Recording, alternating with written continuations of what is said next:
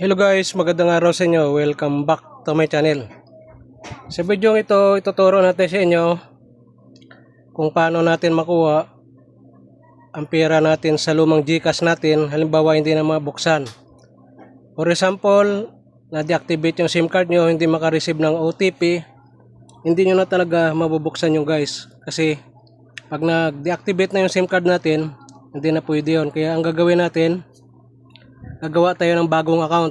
Kailangan naka fully verified yung account na bago natin ng GCash.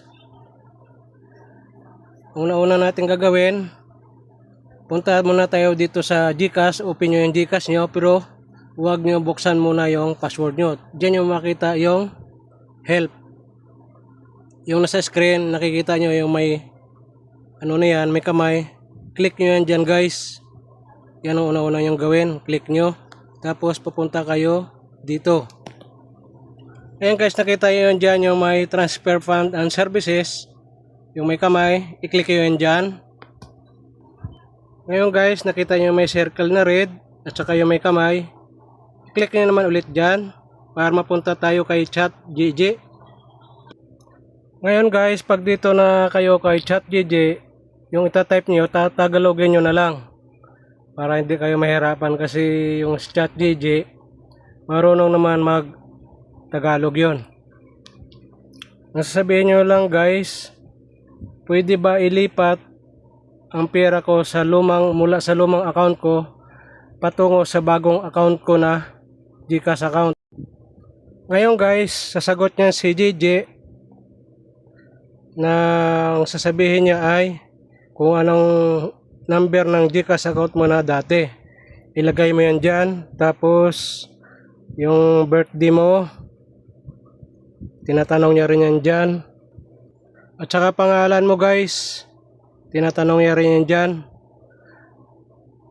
Pero bago kayo gumawa ng bagong account nyo na GCash, kailangan pareho din sa lumang GCash account yung pangalan nyo at saka apelyido nyo or family name nyo para makuha nyo talaga yung pera nyo sa lumang GCash nyo.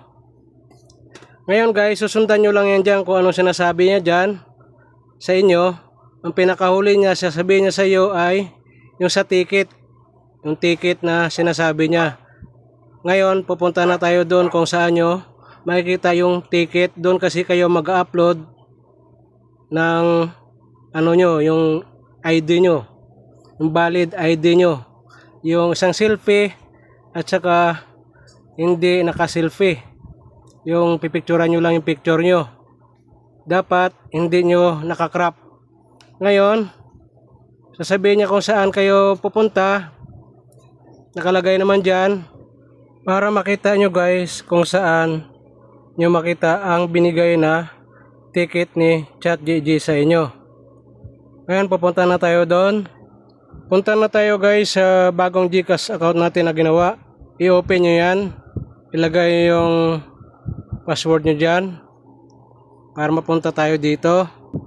Ngayon guys, pag na-open na yung GCash nyo, dito nyo makikita sa ilalim yung profile, yung may circle at saka yung may kamay.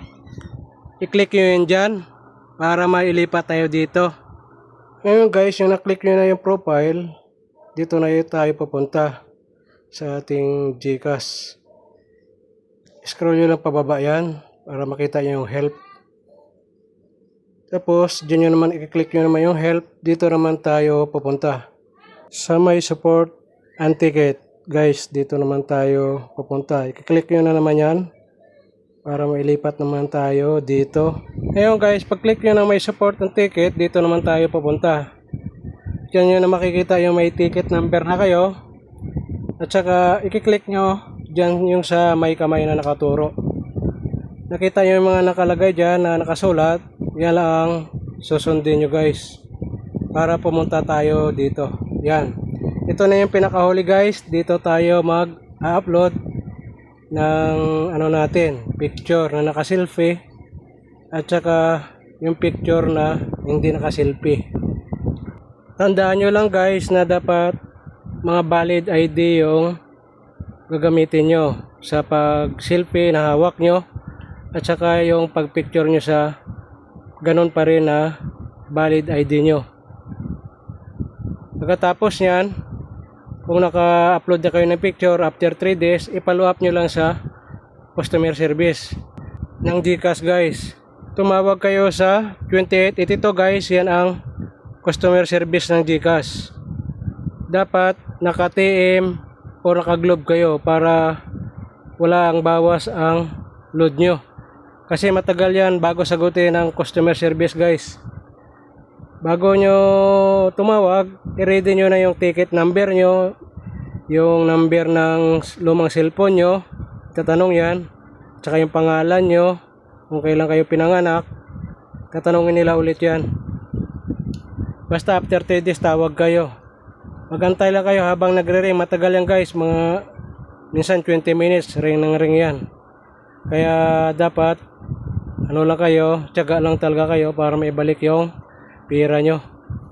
Siguro mga abutin din ng mga 2 weeks yan bago ibalik yung pera nyo.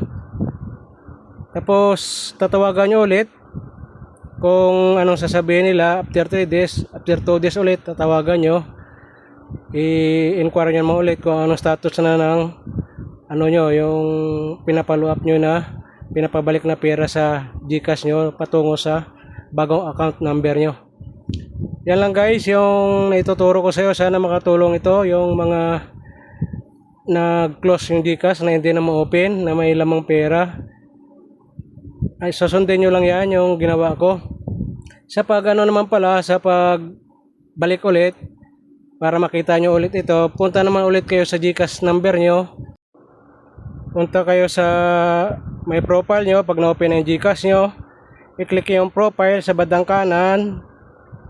Tapos scroll nyo pababa, andyan yung help, click nyo para mapunta kayo sa may support and ticket. I-click nyo dyan sa may support and ticket at saka dyan nyo na makita yung ticket number nyo. Diyan kayo magpapollow up na guys.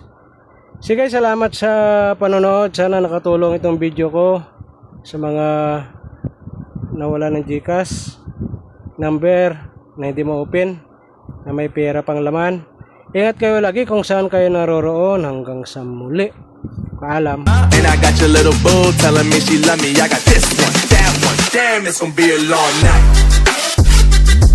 Yeah.